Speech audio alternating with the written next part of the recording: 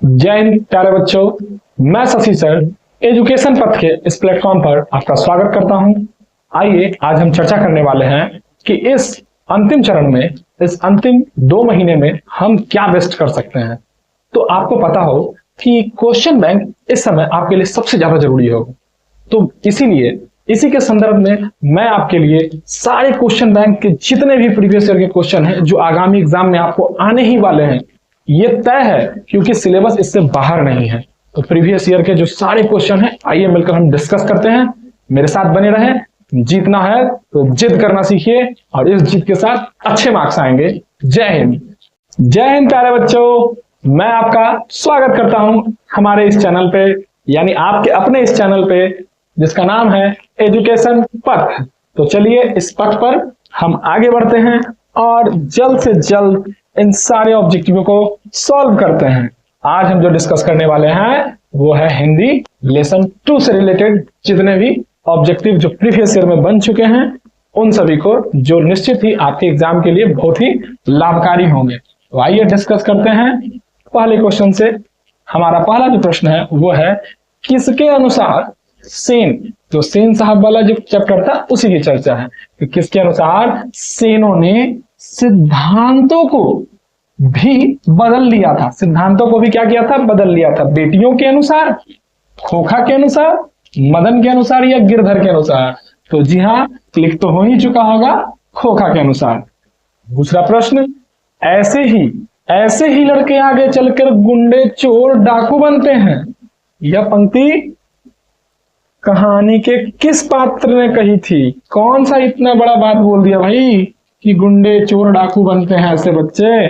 क्या ये सेन साहब की धर्मपत्नी जी का वाक्य था, गिरधर का वाक्य था, सेन साहब का या सोफर का वाक्य था? तो ये सेन साहब की पंक्ति थी। किनकी पंक्ति थी? जी हाँ, सेन साहब जी की। आगे, खोखा के दांत किसने तोड़ दिए थे? कौन था ये बलवान? मदन था। मदन के दोस्त ने, सेन साहब ने या गिरधर ने? तो जी हाँ, ये मदन बाबू ही थे, वो छुटकू बच्चा जो गुस्से में आकर क्या किया था उसने खोखा के दांत तोड़ दिए थे।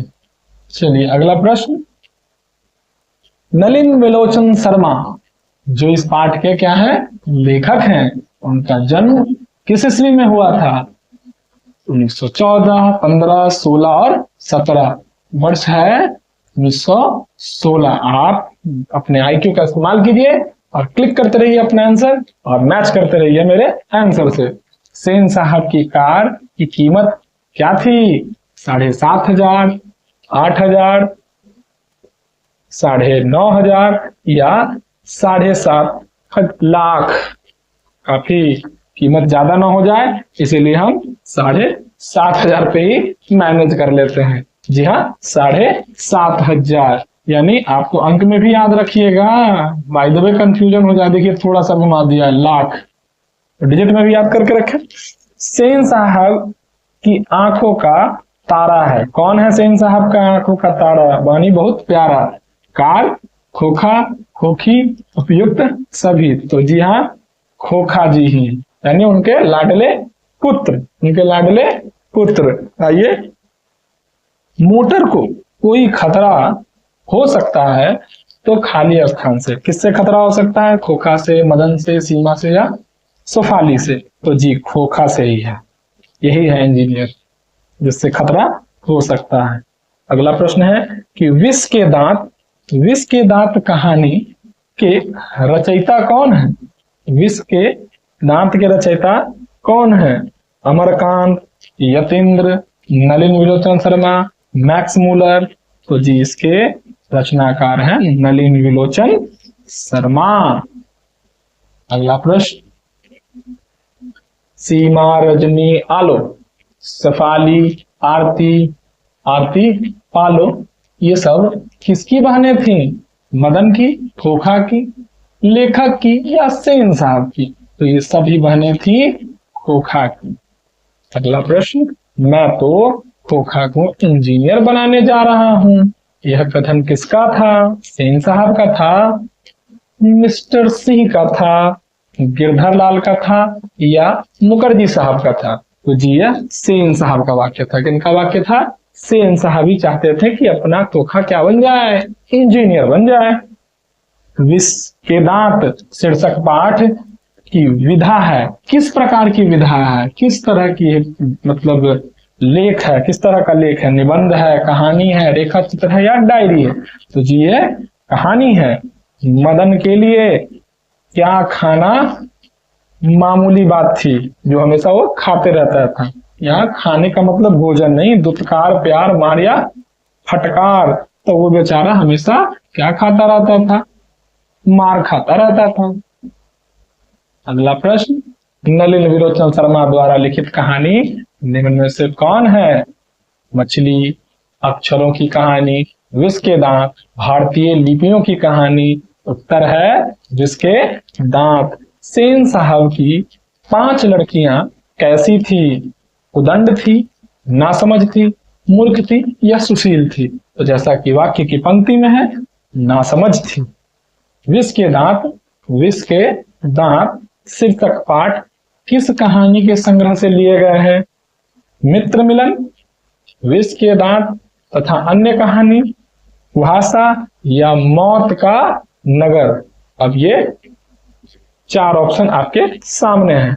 तो ये किसका अंत है? मौत का नगर। मौत का नगर एक कहानी है, उसी कहानी में से ये एक छोटा सा अंश के तौर पे निकाल करके विष का दांत आपके सामने प्रस्तुत किया गया है। आइए अगले प्रश्न की ओर। वाकिफ शब्द का अर्थ क्या है? सभ्यता, घटना, परिचित या कुरूल? तो इसका उत्तर हो जाएगा परिचित। हम वाकिफ है किसी चीज से, इसका मतलब हम परिचित हैं। लेखक नलिन विरोचन शर्मा की माता का क्या नाम था? लीलावती शर्मा, रत्नावली शर्मा, कमलावती शर्मा या प्रभावती शर्मा? कौन शर्मा है? तो ये है रत्नावली शर्मा, रत्नावती शर्मा। मदन किसका बेटा था? ये मदन जो था जिसने खोखा के दांत तोड़े थे, आखिर वो किनका पुत्र था? ड्राइवर का, गिरधर का, मुखर्जी साहब का, पत्रकार महोदय का? उत्तर है गिरधर का। सेन साहब की कितनी लड़कियां थी? 4, 5, 2 या 7? उत्तर है 5 है। आशा है कि हिंदी वो विषय है जो आप एक बार ही देखकर याद कर चुके होंगे, मगर याद रखिए हल्के में किसी सब्जेक्ट को नहीं लेना है, दोबारा देखना है, ताकि आपका 100% इस सब्जेक्ट में पकड़ बने। ऑब्जेक्टिव में 1 मार्क्स भी नहीं छूटना चाहिए, इतना हमारी जिद होनी चाहिए। तो जीतना है तो जिद करें। जय हिंद।